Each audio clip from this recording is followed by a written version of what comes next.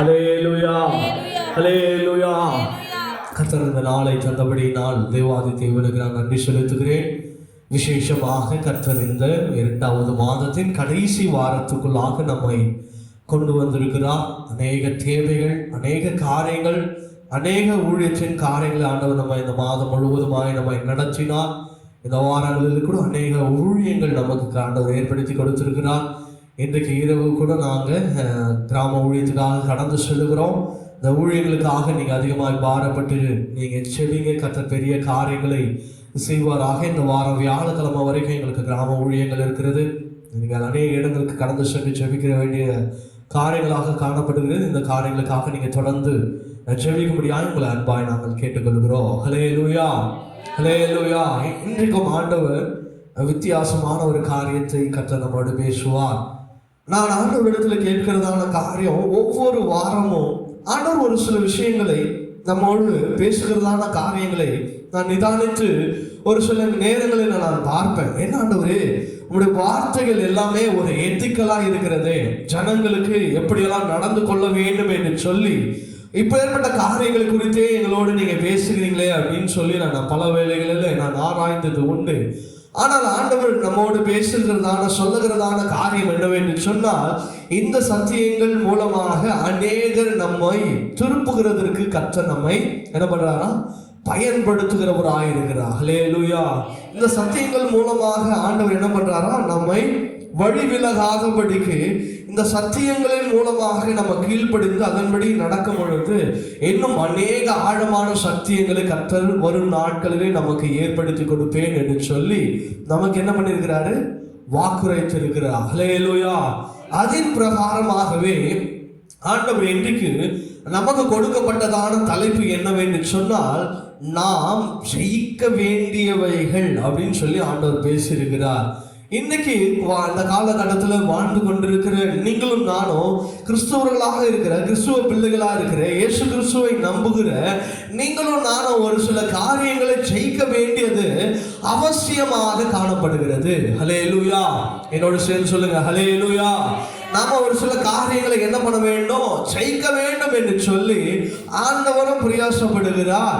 ஆண்டவர் அந்த ஜெயிக்கிற காரியங்களுக்கு நமக்கு உதவி செய்கிறவராக இருக்கிறார். ஏன்னா ஆண்டவர் தன்னுடைய பிள்ளைகளை தோக்க விடுகிறதையோ இல்லை தோக்கிறதையோ ஆண்டவர் என்ன பார்த்து கொண்டு இருக்க மாட்டார், இல்லை விரும்ப மாட்டார், இல்லையா? ஒரு உலகத்தின் தகப்பனோ தாயோ தன்னுடைய பிள்ளை ஜெயிக்கணும் என்பதை தான் என்ன பண்ணுவாங்க, விரும்புவாங்களே தவிர தன் பிள்ளைகள் என்ன பண்ணக்கூடாது, தோக்கக்கூடாது அப்படின்னு சொல்லி அந்த பெற்றோர்கள் யாரு, உலகத்தின் பெற்றோர்களே விரும்பும் பொழுது உங்களையும் என்னையும் படைத்த ஆண்டவராகிய இயேசு கிறிஸ்து, தமது சாயலாகி உருவாக்கிய ஆண்டவராகிய இயேசு கிறிஸ்து தன்னுடைய சுவாசத்தை நம் நாசியிலே ஊழுதி அவருடைய காரியங்களுக்காக நம்ம ஏற்படுத்தின ஆண்டவராகிய இயேசு கிறிஸ்து நீங்களும் நானும் தோற்று போகிறதை விரும்புவாரா என்பதை இந்த நாளில் நீங்களும் நானும் ஆராய வேண்டும். ஹல்லேலூயா, ஹல்லேலூயா. அதுதான் நீதிமொழியின் புஸ்தகம் 21ஆம் அதிகாரம் 31ஆம் வசனத்தில் வாசிக்கிறோம். குதிரை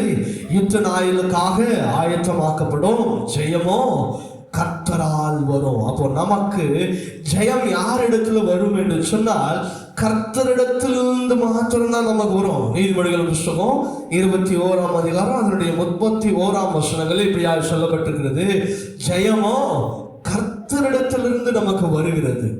அப்போ ஜெயம் என்ற ஒரு காரியம் நீங்க போராடுகிறதுனாலயோ நீங்க ஜெபிக்கிறதுனாலயோ ஒருவேளை நீங்க அப்படி நினைச்சிட்டு இருக்கீங்கன்னா, இந்த நாள்ல உங்களுடைய காரியங்களை மாற்றிக்கொள்ளுங்க.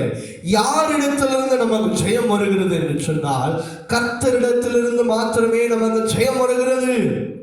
நான் 3 மணி நேரம் ஜெபிக்கிறேன், 4 மணி நேரம் ஜெபிக்கிறேன், நான் வேதம் வாசிக்கிறேன், அதனால தான் நான் இந்த லெவலுக்கு வந்திருக்கிறேன், இந்த நிலைமைக்கு நான் வந்திருக்கிறேன், இந்த ஆசீர்வாதம் எனக்கு வந்திருக்கிறது அப்படின்னு சொல்லி ஒருவேளை உங்களுடைய சுயத்தின்படி நீங்க சிந்தித்து கொண்டிருந்தீர்கள் என்று சொன்னா, இன்றைக்கு இந்த சிந்தனைகளை இந்த வார்த்தையின் மூலமாக, இந்த வசனத்தின் மூலமாக நீங்க உங்களை மாற்றிக்கொள்ள வேண்டிய காரியங்கள் அவசியமாக இருக்கிறது. ஏனென்று சொன்னால், வசனம் நமக்கு திட்டமும் தெளிவுமாய் சொல்லப்பட்டிருக்கிறது, ஜெயமோ கர்த்தரால் வரும். அப்போ எனக்கு நன்மை யாரால வரும், ஜெயம் எனக்கு யாரால வரும் என்று சொன்னால் கர்த்தரிடத்திலிருந்து வரும்.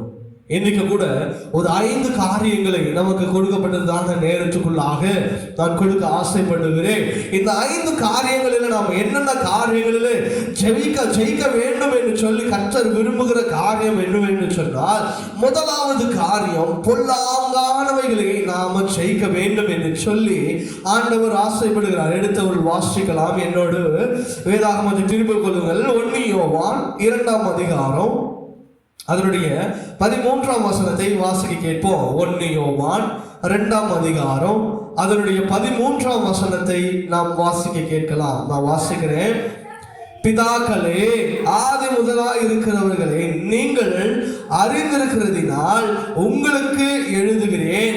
வாலிபரே, பொல்லாங்கை நீங்கள் ஜெயித்ததினால் உங்களுக்கு எழுதுகிறேன். பிள்ளைகளே, நீங்கள் பிதாவை அறிந்திருக்கிறதினால் உங்களுக்கு எழுதுகிறேன். ஹல்லேலூயா. இங்க நல்லா வாசித்து பார்த்தீங்கன்னா ஆண்டவர் சொல்றாரு, வாலிபர்களே, பொல்லாங்கை நீங்க என்ன பண்ணுமா, ஜெயிக்கிறதுனால் உங்களுக்கு நான் எழுதுகிறேன் என்று சொல்ல. இன்னைக்கு ஆண்டவர் நம்மோடு இங்க வாலிபர்களே என்று சொல்லி எழுதப்பட்டிருக்கிறது. ஆனால் இன்றைக்கு ஆண்டவருடைய பார்வைகளே நாம எல்லாரும் அவருடைய பார்வையில எப்படிப்பட்டவர்களாய் இருக்கணும் என்று சொன்னால், பொல்லாங்கை ஜெயிக்கிறவர்களாய் காணப்படணும். இது ஆங்கில வேதாகமத்துல நாம் வாசித்த பொழுது அங்கே எழுதப்பட்டதான வார்த்தை என்னவென்று சொன்னால் விக்கட் அப்படின்னு சொல்லி இருக்கிறது. அதற்கு தமிழ்ல அகராதியில நம்ம தேடவும் தீயமான செயல், பாவமான காரியங்கள் என்று அர்த்தமாக காணப்படுகிறது. அப்ப பொல்லாங்கான விஷயங்களுக்கு நீங்களும் நானும் ஜெயிக்க வேண்டும் என்று சொல்லி கர்த்தர் இந்த நாளில் என்ன பண்ணுகிறாரு, பிரயாசப்படுகிறவராய் இருக்கிறார். ஹல்லேலூயா, ஹல்லேலூயா. நம்ம அநேக விஷயங்களில் ஜெயிக்கணும். ஓட்டப்பந்தயத்தில் ஜெயிக்கணும் இல்லையா, நான் அடுத்தவன்னு வசதியில நான் ஜெயிக்கணும், அந்தஸ்துல ஜெயிக்கணும் அப்படின்னு சொல்லி நீங்களும் நானும் ஆசைப்பட்டு கொண்டிருக்கிறோம். ஆனால் ஆண்டவர் இந்த நாள்ல விசேஷமாக இந்த கடைசி நாளிலே நல்லா தெளிவா புரிஞ்சு கொள்ளுங்க. இந்த கடைசி நாளிலே வாழ்ந்து கொண்டிருக்கிற நீங்களும் நானும் பொல்லாங்கானவைகளை ஜெயிக்க வேண்டும் என்று சொல்லி ஆண்டவர் நம்மிடத்துல திட்டமும் தெளிவாக அவர் விரும்புகிற காரியமா இருக்கிறது. இன்னும் எத்தனை நாள் இந்த உலகத்தில் நீங்களும் நானும் வாழ போகிறோம் என்பதை அறிய முடியாது இல்லையா. இன்னைக்கு ஒருவேளை இதுதான் என்னுடைய கடைசி பிரசங்கமா இருக்கலாம், இல்ல நீங்க கேட்கிற கடைசி பிரசங்கமா இருக்கலாம். இந்த வார்த்தைகளை நல்லா கவனமாய் புரிஞ்சு கொள்ளுங்க.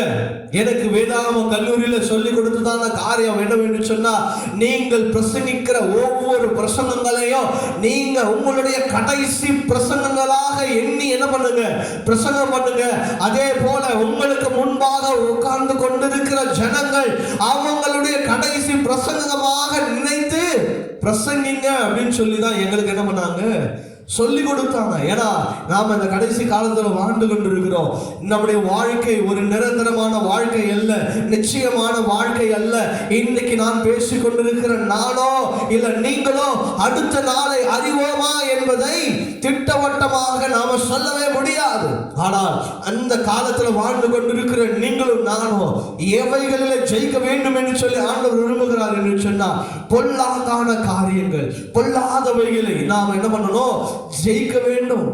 இந்த பொல்லாதான விஷயம் அப்படின்னு சொல்லி நாம கொஞ்சம் ஆழமாய் அறிந்து பார்த்தோம் என்று சொன்னால், பொல்லாதான விஷயம்னா என்னன்னா, தேவனுக்கு பிரியமில்லாத காரியம் என்பது அதிலே நாம புரிந்து கொள்ள முடியும். தேவனுக்கு பிரியமில்லாத காரியத்தை நாம என்ன பண்ணணும், பொல்லாதான விஷயங்களுக்கு விலகி நம்மை காத்துக்கொண்டு நாம ஜெயிக்க வேண்டும். ஜெயிக்கணும்னா நம்ம பொல்லாங்கான விஷயத்தோட போயிட்டு ஃபைட் பண்றதோ இல்ல சண்டை போடுகிறதோ அல்ல. நீங்க அந்த பொல்லாங்கான விஷயங்களுக்கு உங்களை விலக்கி கொண்டாலே நீங்க என்ன பண்ண முடியும், ஜெயிக்க முடியும். ஹல்லேலூயா, ஹல்லேலூயா. நான் சொல்லுகிறது புரியுதா? ஹல்லேலூயா.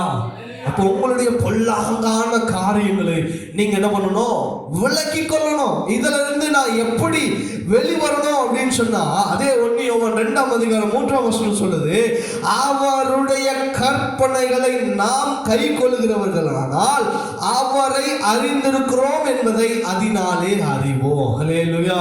நீ பொல்லாங்கான விஷயத்திலிருந்து நீ வெளிவரணும், நான் ஜெயிக்கணும் அப்படின்னு சொன்னா வேத வசனம் திட்டமாய் சொல்லுகிற காரியம் அவருடைய கற்பனைகளை கை கொள்ள வேண்டும். ஹல்லேலூயா. இன்னைக்கு அதுதான் நம்மளால செய்ய முடியலையே. தேவனுடைய வசனத்தின்படி நடக்க முடியலையே, தேவனுக்கு பிரியமாய் வாழ முடியல, தேவனுக்கு சுத்தமாய் வாழ முடியல, தேவன் என்ன பிரியப்படுகிறார் என்பதிலே நம்ம வாழ முடியல என்ற ஒரு காரியம் தான் நமக்கு கடந்து கொண்டிருக்கிறது. ஆனால் இங்கே யோவான் சொல்லுகிறான், அவருடைய கற்பனைகளை நாம் கை கொள்ளுகிறதுனாலே நாம பொல்லாங்கான விஷயங்களிலிருந்து விலகி கொள்ள முடியும். நீ வேதத்தை வாசித்தாதானே எது பொல்லாங்கானது எது நல்லது என்றதை நீங்க அறிந்து கொள்ள முடியும். இந்த உலகத்துல எது நல்லது எது கெட்டதுன்னு என்று சொல்லி எதை பார்த்து கற்றுக்கொள்ளுகிறார்களோ, இன்னைக்கு அநேக புத்தகங்களை படித்துக் கொள்ளுகிறாங்க இல்லையா? ஆனால் நான் ஒன்று சொல்லுகிறேன், நம்ம எல்லாருமே படிக்க வேண்டிய ஒரு புஸ்தகம், இந்து இல்லை முஸ்லிம் இல்லை யாருமே, நான் இதுவா சொல்லல, பொதுவா சொல்றேன், இந்த உலகத்துல பிறந்திருக்கிற எல்லாருமே அவருடைய வாழ்நாள்ல ஒரு வாட்டியாவது படிக்க வேண்டிய புஸ்தகம் என் ஆண்டவராகிய இயேசு கிறிஸ்துவின் பரிசுத்த வேதாகமாக காணப்படுகிறது. ஹல்லேலூயா. ஏனென்று சொன்னால் இந்த வேதாகமத்தை தவிர எந்த புஸ்தகங்களும் எது பாவம் எது நல்லது எது கெட்டது என்பதை வேற எந்த புஸ்தகங்களாலும் சொல்ல முடியவே முடியாது.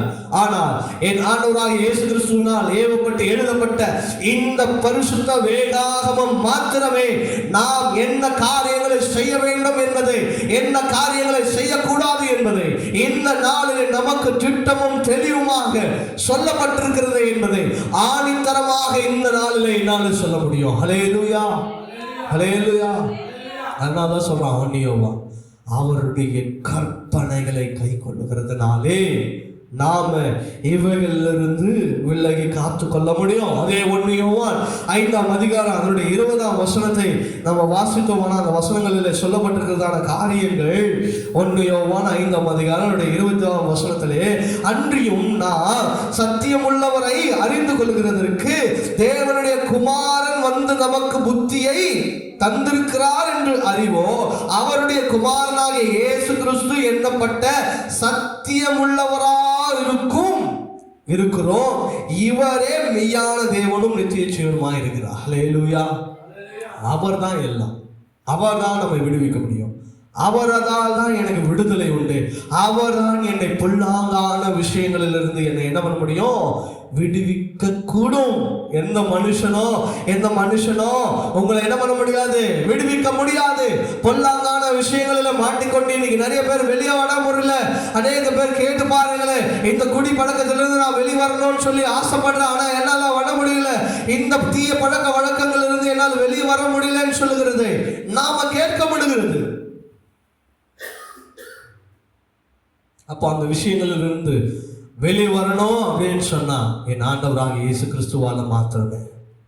ஏன்னா அவர் தான் நித்திய ஜீவனை தருகிறவராக இருக்கிறார், அவர் தான் அவைகளை ஜெயித்தவராக இருக்கிறார். என் தேவன் பொல்லாங்கானவைகளை ஜெயித்திருக்கிறார்.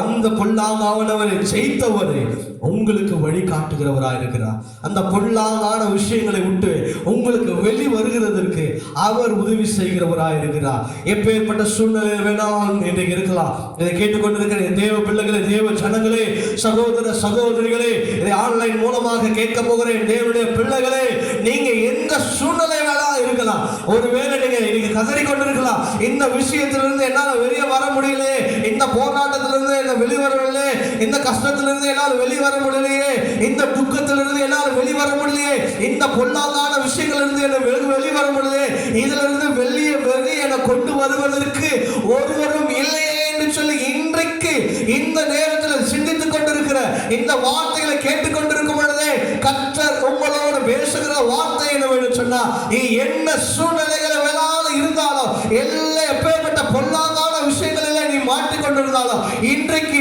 நீ விரும்பினால் அந்த பொல்லாங்கான காரியங்களிலிருந்து நீ ஜெயிக்க முடியும். அந்த பொல்லாங்கான காரியங்களிலிருந்து உன்னை நான் விடுவிக்க கூடும் என்று சொல்லி ஆண்டவர் திட்டவட்டமாய் பேசுகிறார். ஹல்லேலூயா, ஹல்லேலூயா, ஹல்லேலூயா.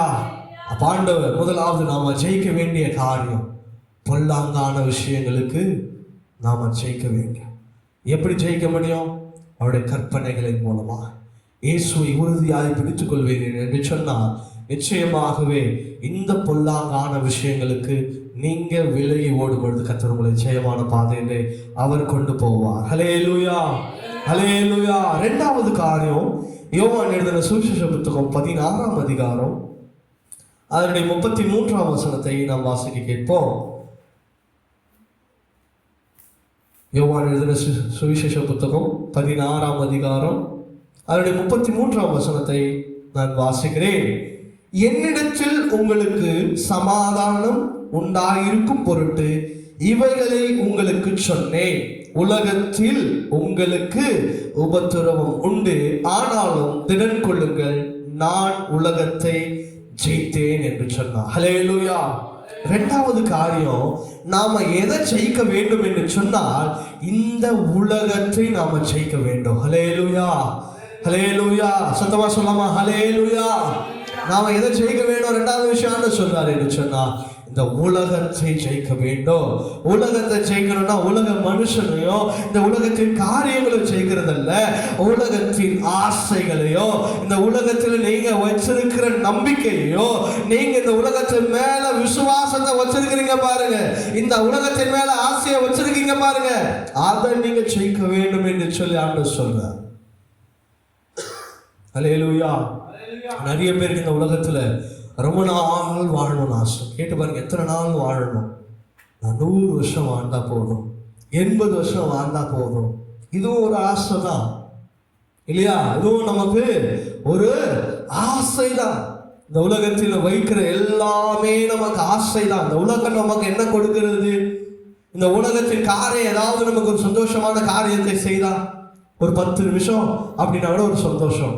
அதுக்கு மேல அந்த சந்தோஷம் நிரந்தரமானது கிடையாது.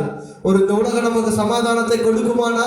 நிச்சயமாகவே அந்த உலகம் நமக்கு சமாதானத்தை தராது. ஆனா என் ஆண்டவராகிய இயேசு கிறிஸ்துவின் மேல அந்த நம்பிக்கை, அந்த விசுவாசம், அந்த உறுதியை வைத்து பாருங்க, நிச்சயமான காரியங்களை, நிச்சயமான சந்தோஷத்தை, நிச்சயமான சமாதானத்தை அவர் தருவார் என்பதில் எந்த மாற்று கருத்தும் நம்மிடத்துல காணப்படவே படாது. ஹல்லேலூயா, ஹல்லேலூயா. அப்ப இந்த உலகத்தை நாம ஜெயிக்கணும் அப்படின்னு சொன்னா முதலாவது உலகத்தின் காரியங்களை நேசிக்கிறத நீங்க என்ன பண்ணணும்? விடணும். பொண்ணு மேல ஆசை, பொருள் மேல ஆசை, மனுஷங்க மேல ஆசை, எது மேலேயோ நம்ம ஆசைகளை வச்சுக்கொண்டு இன்னைக்கு என்ன பண்ணி கொண்டு இருக்கிறோம்? தேவனை உறுதியாய் தேடாம, தேவனை விசுவாசிக்காம, தேவனை பற்றி கொள்ளாம உலக மனுஷனையே நம்பி நம்பி நம்பி நம்பி நம்ம என்ன பண்ணி கொண்டு இருக்கிறோம்? வாழ்ந்து கொண்டிருக்கோம். உலக மனுஷன் தான் அப்படி வாழ்றான்னு சொல்லி பார்த்தா இன்னைக்கு ஆண்டவருடைய வசனங்களை கேட்கிற தேவனுடைய பிள்ளைகளும் இப்பேற்பட்ட காரியங்களை தான் வாழ்ந்து கொண்டிருக்கிறோம். உலகத்தின் மேலே ஆசை, உலக மனுஷனுக்கு இருக்கிறது ஆசை காட்டிலும் தேவனை அறிந்திருக்கிற பிள்ளைகளுக்கு இன்னைக்கு அதிக ஆசமாய் காணப்பட கொண்டிருக்கிறது.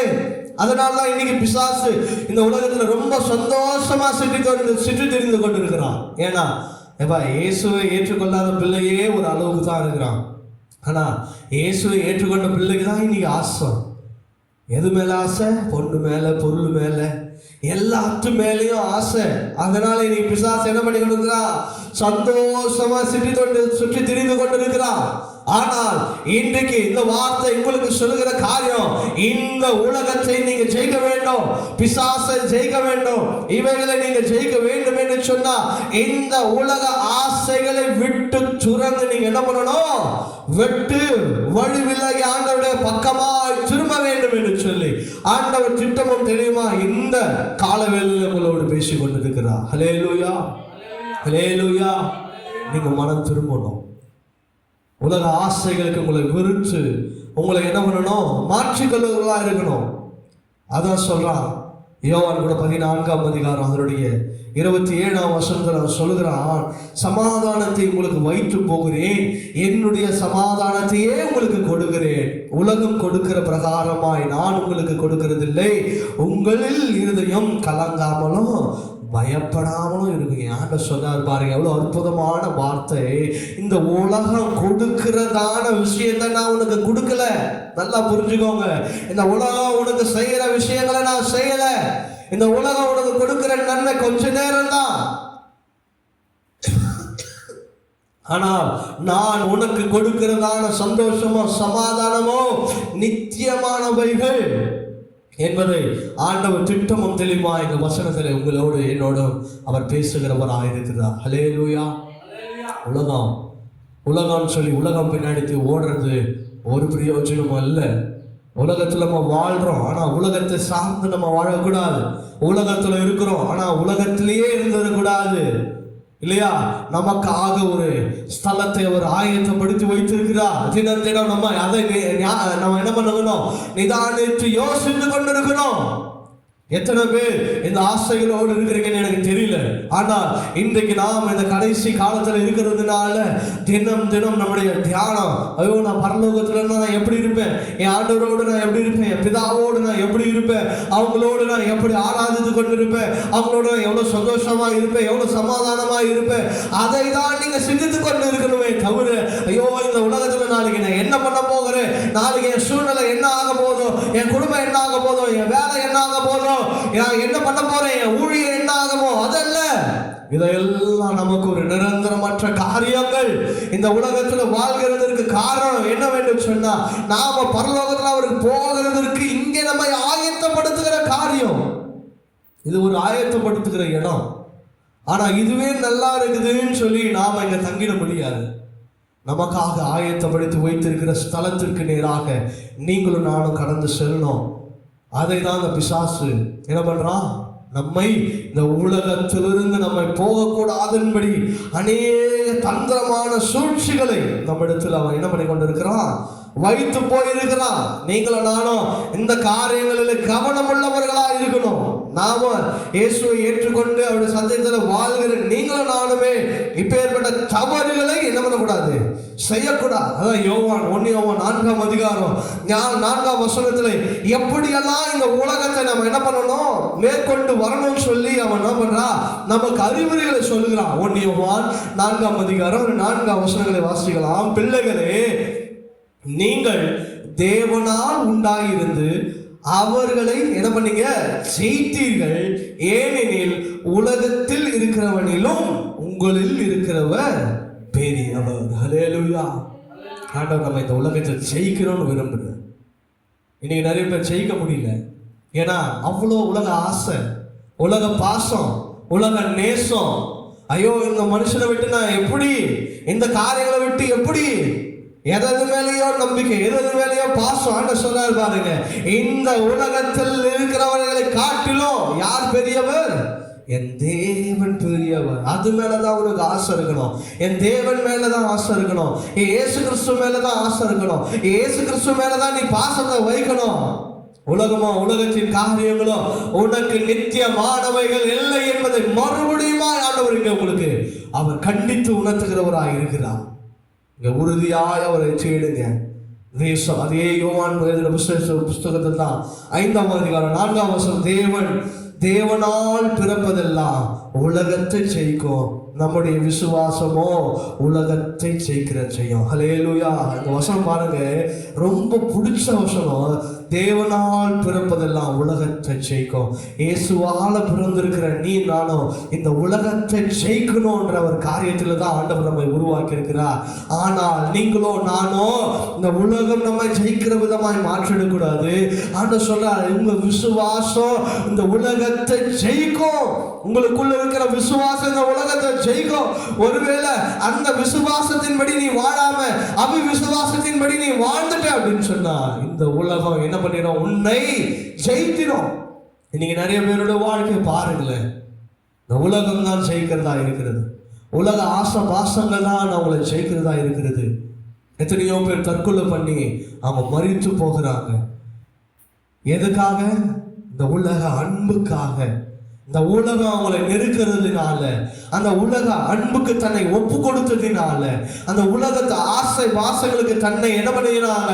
கீழ்ப்படுத்தது கீழ்ப்படுத்தினதுனால என்னாச்சு, அந்த உலகம் அவர்களை மேற்கொண்டு விட்டது.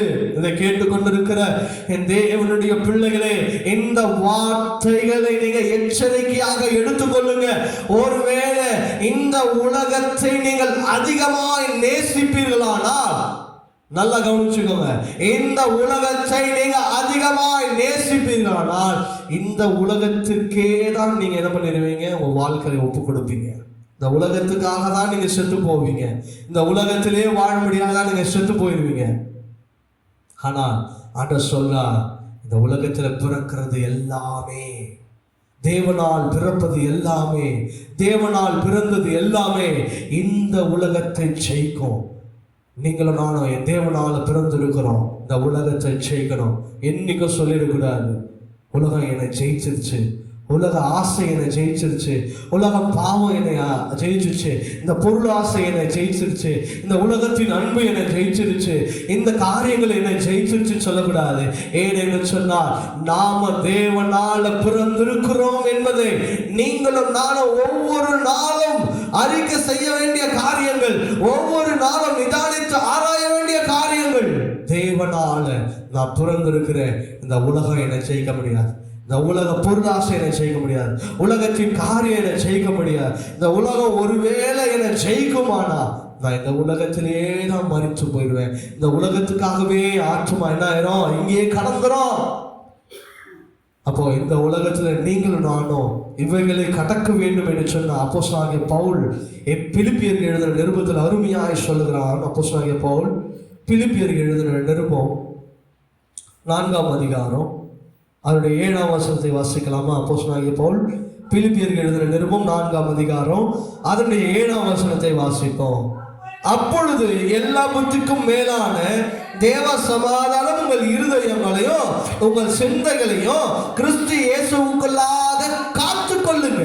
நீ என்ன பண்ணு, உலக ஆசை உன்னை மேற்கொள்ள கூடாதபடிக்கு உன் இருதயத்தையும் உன் சிந்தையையும் கிறிஸ்து இயேசுவுக்குள்ளாக உன்னை நீ என்ன பண்ணுங்க, காத்துக்கொள்.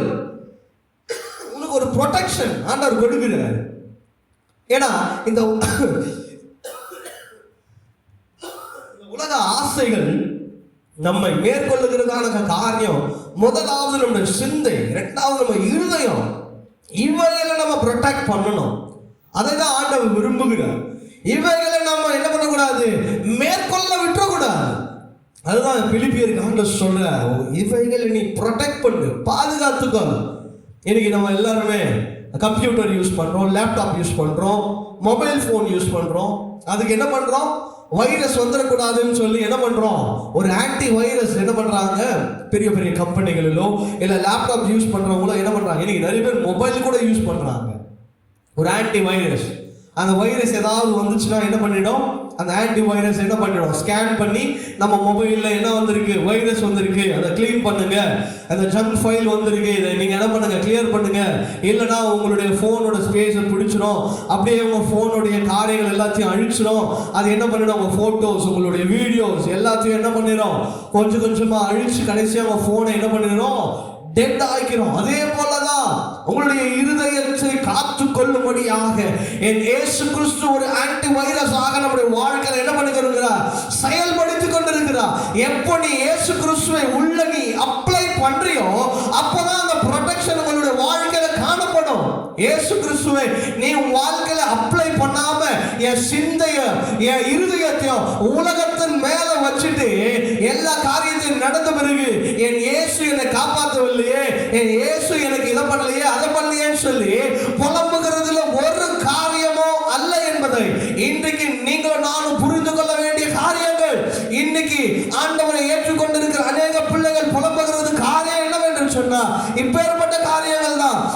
எப்பொழுதெல்லாம் இயேசு கிறிஸ்துவை உங்க வாழ்க்கையில அப்ளை பண்ண வேண்டுமோ, எப்பெல்லாம் இயேசு கிறிஸ்துவை நீங்க ஆராதிக்க வேண்டுமோ, எப்பெல்லாம் இயேசு கிறிஸ்துவை துதிக்க வேண்டுமோ, அப்பேற்பட்ட காரியங்களில் உலகத்திற்காக நீங்க ஒப்பு கொடுத்துட்டு உங்களுக்கு பிரச்சனைன்னு வரும்போது இயேசு கிறிஸ்து எனக்கு உதவி செய்யலையே, இயேசு கிறிஸ்து எனக்கு நன்மை செய்யலையே, இயேசு கிறிஸ்து எனக்கு இதுல இருந்து விடுதலை தரலையேன்னு சொல்லி இன்னைக்கு போராடி கொண்டிருக்கிற கிறிஸ்துவர்கள் அநேகராக இருக்கிறாங்க.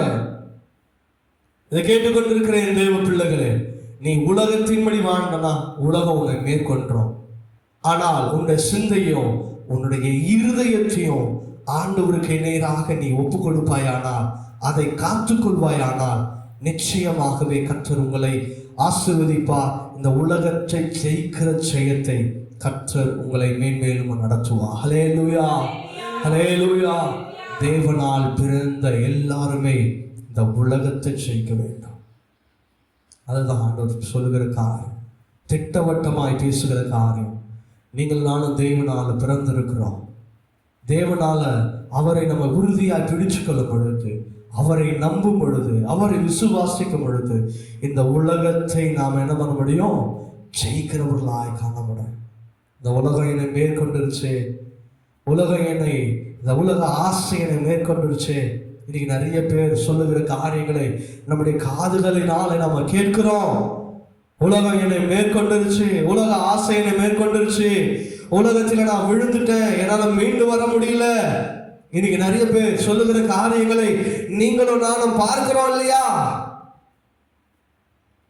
அப்போ ஆண்டவர் நன்மையான காரியங்களை நாம் செய்யணும் என்று சொன்னால், இந்த உலகத்தின் ஆசைகளுக்கு உங்களை விலக்கி காத்துக்கொள்ளுங்க. இன்னைக்கு 5 காரியங்கள் சொல்ல வேண்டும் என்று சொல்லி பிரயாசப்பட்டோம். ஆனால் கர்த்தர் இன்னைக்கு 2 காரியங்களை தான் ஆண்டவர் நம்மோடு பேசியிருக்கிறார். முதலாவது காரியம், நம்ம பொல்லாங்கானவைகளை சொல்லிக்கணும். பொல்லாங்கானவைகள் என்று சொன்னால் தேவனுக்கு பிரியமில்லாத விஷயங்கள், தேவனுக்கு பிரியமற்ற விஷயங்கள், மிக முக்கியமான காரியங்கள். இந்த பொல்லாங்கான காரியம் என்று எதை குறிக்கிறது என்று சொன்னால் பாவமான காரியங்களை குறிக்கிறது. உங்கள் பாவங்களுக்கு உங்களை விலக்கி காத்து கொள்ளுங்க. 2வது விஷயம், உலகத்தை ஜெயிக்க வேண்டும். உலகத்தை எப்படி ஜெயிக்கணும்னா, உலக ஆசைகளை, உலக பந்தங்களை, உலக பொருளை, உலக நன்மைகளை எல்லாவற்றையும் என்ன பண்ணணும்? நாம என்ன பண்ணணும்? வெறுக்கிறவர்களா இருக்கணும். உலக ஆசை நமக்கு நிரந்தரமானவைகளை கொடுக்காது. ஏதாவது உங்க காரியங்களை யோசிச்சு பாருங்க. இது வரைக்கும் உலகம் உங்களுக்காக ஒரு சந்தோஷத்தை கொடுத்து இது வரைக்கும் நிரந்தரமா அதை வச்சிருக்கிறது அப்படின்னு சொல்லுங்களேன் பார்ப்போம். இருக்கவே இருக்காது. அது என்ன காரியங்களா இருந்தாலும் சரி. 1 வருஷத்துக்கு முன்னாடி உங்ககிட்ட இருந்த விஷயங்கள் எல்லாம் இந்த வருஷம் இருக்குதா சொல்லி பாருங்க. இருக்கவே இருக்காது. ஏன்னா இந்த உலகம் உங்களுக்கு நிரந்தரமானவைகளை தராது. ஆனால் என் தேவனோ உங்களுக்கு கொடுக்கிற எல்லா காரியத்தையும் நிரந்தரமானவைகளையாகவே தருவார். ஹல்லேலூயா. அப்போ உங்களுடைய இருதயங்களையும் சிந்தைகளையும் நீங்க என்ன பண்ணணும்?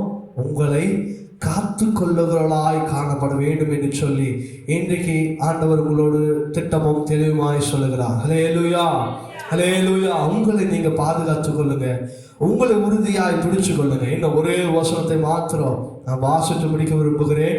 எடுத்து வாசிக்கலாம். யோவான் எழுதின சுவிசேஷ புத்தகம் 15ஆம் அதிகாரம் 18ஆம் வசனம். இங்க நல்லா பாருங்க. நம்ம வாசித்த வசனங்கள் எல்லாமே யோவானுடைய புஸ்தகங்கள் தான். அறியும் இந்த உலகத்தை குறித்து அவன் நன்றாக அறிந்திருக்கிறான். அதனால இந்த வசனங்களை மிக ஒரே ஒரு வசனம் தான் பவுல் வசனங்களுக்கு நம்ம குறிப்பிட்டோம். மற்ற வசனங்கள் எல்லாமே யோவான் எழுதின காரியங்கள் தான். யோவான் எழுதின சுவிசேஷ புத்தகம் 15ஆம் அதிகாரம் அதனுடைய 18ஆம் வசனம். உலகம் உங்களை பகைத்தால் அது உங்களை பகைக்கிறது முன்னே என்னை பகைக்கிறது என்று அறிந்து கொள்ளுங்கள். ஹல்லேலூயா, ஹல்லேலூயா. பார்த்துக்கோங்க. இந்த உலகத்தை நீ நேசிக்கலன்னு சொல்லி ஒருவேளை இந்த உலகம் உன்னை வெறுக்கலாம். உன்னை வெறுக்கிறதுக்கு முன்னாடி யாரை வெறுக்குது? என்ன வெறுக்குது? ஆண்ட சொல்ல பாருங்க. இந்த உலகத்தின் மேல நீ ஆசை வைக்கலன்னு சொல்லி என்ன எப்ப பார்த்தாலும் ஏசு ஏசு சாமி சாமி கோவில் கோவில் தேடுங்கிற எங்களெல்லாம் பார்க்க மாட்டியான்னு சொல்லி ஒருவேளை உங்களை பார்த்து சொல்லலாம். ஆனால் ஒருவேளை சொந்தங்கள் உங்களை வெறுக்கலாம், பெற்றோர்கள் வெறுக்கலாம், பெற்றவங்க தாய் தந்தை வெறுக்கலாம், கணவன் மனைவி வெறுக்கலாம், பிள்ளைகள் வெறுக்கலாம், யார் வேணாலும் உங்களை வெறுக்கலாம், நீங்க நேசிக்கிறவங்க கூட உங்களை வெறுக்கலாம். ஆனா இவைகள் எல்லாமே உங்களை வெறுக்கிறதுக்கு முன்பாகவே என் ஆண்டவரை என்ன பண்றாங்க? வெறுக்கிறார்கள் என்பதை நீங்கள் அறிந்து கொள்ளணும். அப்படின்னா என்ன அர்த்தம் சொன்னா, ஆண்டவர் நேசிக்கிறவராயிருக்கிறார், உங்களை நேசிக்கிறவராயிருக்கிறார். உலகத்தை நேசிக்கிறவர்களை அல்ல, தம்மை நேசிக்கிறவர்களோடு அவர் இருக்கிறார். தம்மை நேசிக்கிறவர்களோடு அவர் இருக்கிறார் என்பதை மறுபடியும் ஒரு வசனத்தின் மூலமா இன்றைக்கு உங்களோட திட்டமும் தெளிவாய் பேசுகிறார். நல்லா புரிஞ்சு கொள்ளுங்க. இந்த உலகமே உங்களை வெறுத்தாலும் உலகமே உங்களை எதிர்த்து நின்னாலும் என் ஆண்டவர் ஒருவர் இருக்கிறார் என்பதை நீங்கள் அறிந்து கொள்ளுங்க. ஆனால் இந்த உலகமே உங்க கூட இருந்தாலும் என் ஆண்டவர் இருக்க மாட்டார் என்பதை இந்த நாள்ல நீங்களும் நானும் ஆராய வேண்டிய விஷயம். நல்லா ஆராய்ஞ்சு கொள்ளுங்க. உலகம் உங்களுக்கு வேணுமா, இல்லை என் ஆண்டவர் வேண்டுமா? என் ஆண்டவர் கொடுக்கிற காரியம் நிச்சயமானவைகள், ஆனால் இந்த உலகத்தின் காரியங்களோ அநிச்சயமானவைகள் என்பதை இந்த நாளில் நீங்கள் ஆராய்ந்து இந்த நாளில் நீங்கள் காணப்பட வேண்டும். மீண்டும் மீண்டும் இருக்கிற மற்ற காரியங்களை நம்ம வரும் வாரங்களில் நம்ம காண்போம். கர்த்தர் இந்த வார்த்தைகளை ஆசீர்வதிப்பார். தேவன் தாமே இந்த வார்த்தைகளை ஆசீர்வதிப்பாராக. ஆமென். நம்ம